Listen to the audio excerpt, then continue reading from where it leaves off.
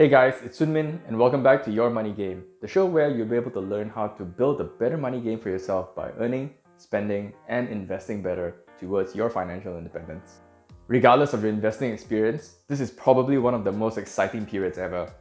Each day you're seeing headlines talking about, this is the right time, it's such a discount, you should buy it right now. Then on another day, it'll be saying that, oh my god, the numbers are down, there's going to be another test at the bottom. So with all this noise out there, it's really tempting to feel like I've got to do something.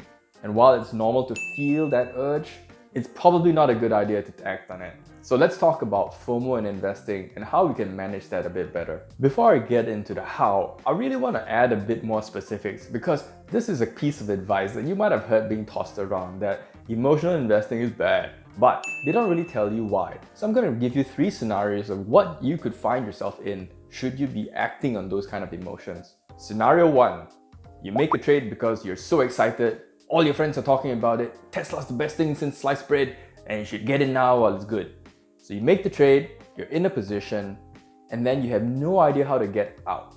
Sometime in the future, the stock starts going down, you have no idea at what point should you sell, you're looking for that friend of yours and asking, hey, what should I do right now? And guess what? He sold a few months ago.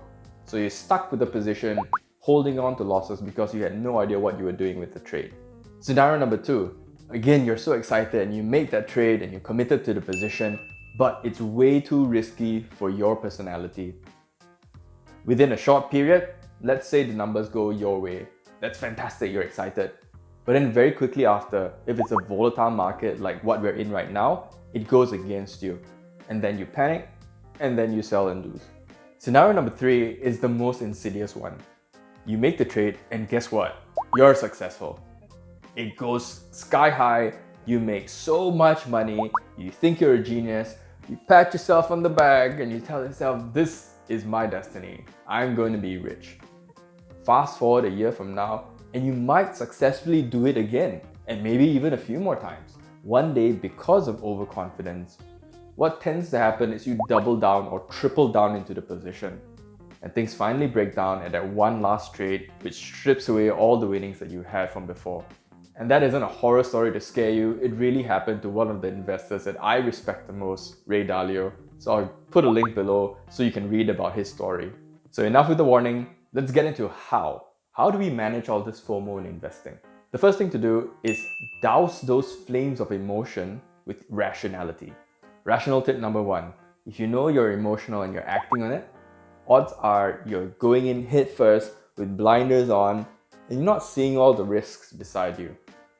So what happens then is that you again overcommit to a position you didn't think about or take into account those kind of risks, and then you get hurt. Rational tip number 2, if you're relatively new to the markets, you might have not heard about this before, but there are 2 devils in the market. Fear, greed. Even for somebody who's experienced in the market, these 2 devils are always there. And it's not about eliminating them completely, but being aware that they're there, and that's the first part of the battle. Are you afraid of the pain that you're holding on to a losing position and you really want to get out? If you're afraid of that, ask yourself, what are you really afraid of? When you're asking yourself a point-blank question like that, you're adding specifics to the scenario and you're able to identify why exactly are you feeling at it. For example, how I think about it, my short-term losses don't really matter and I don't feel it so much. I remind myself that I'm investing for the long run and I'm not worried about a short-term blip. If you feel like you're missing out on a sure win because so many people are getting in on it, you need to ask yourself this thing. Is there such thing as a sure win in the stock market? The answer is no. So here's what you can do. Look for this guy. His name is Stephen Cohen. Stephen Cohen is a successful, smart billionaire that has a team of traders. His best trader has a 63% win rate. On average, his other traders have a 50 to 55% win rate. Moving on to the second big thing you can do is focus on the process. So you should ask yourself, what is your system? What is your strategy when it comes to investing or trading? Now, if that question brings up a I'm not so sure, you're probably not going to be making a right decision. So maybe you do have a strategy, and yes, Sunmin, I've got this right strategy for myself. If you're tempted to change it, why? What's happening? Maybe the system that you've invented doesn't really fit you. At its very basic core, your system should be able to tell you why and when to get in and why and when to get out. The final thing about process is to realize that you should be trying to make good and consistent decisions over a long period. Now, we're all investors hopefully for the long run, and you're not trying to have this one home run hit that's gonna make you a millionaire or a billionaire. So instead of just focusing on the process, I really also need you to focus on hitting that like, subscribe, and bell button because that would really help my channel out. The third area is really about developing more humility. Be humble. The first thing to realize is that we are all biased. There's this specific one, and it's called confirmation bias. What it means is that when we develop this worldview or this point of view, what happens is our minds tend to nudge us towards looking for information that proves we are right. And funny enough, it also makes us filter out information that kind of goes against that point of view. The next point under humility is to think about the game of investing and who you're up against. Again, as an experiment, if you go out and look for information and you find analysts from so many different kinds of investing institutions, all having very well thought out points of view, and then on the opposite side, you'll be able to find similar level of analysts that are equally eloquent, equally detailed. So if you're a regular Joe like me, looking at giants in the market, making all these very well thought out analyses, have a little humility. If they can get it wrong, one of them is wrong, what more us?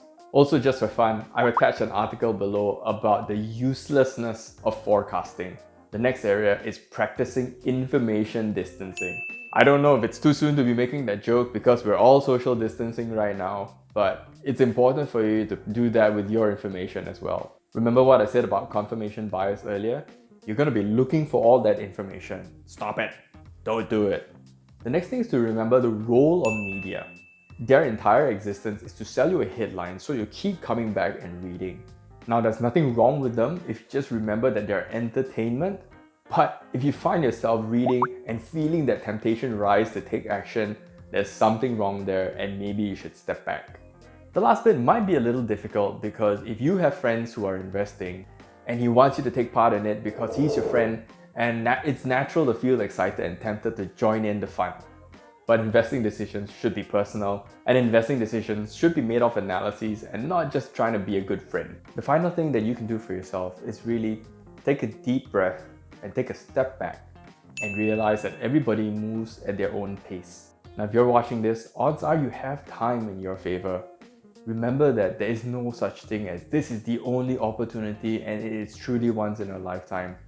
If you look back in history, it has happened time and time and time again. So build a system that fits you, play your own game at your own pace towards your idea of financial independence. So quench those fires of emotion and don't act on that FOMO. So if you've gotten any value out of this, I would really appreciate you liking, subscribing, and hitting that bell button as well, and share it with a friend. So till next time, take care and play your own game.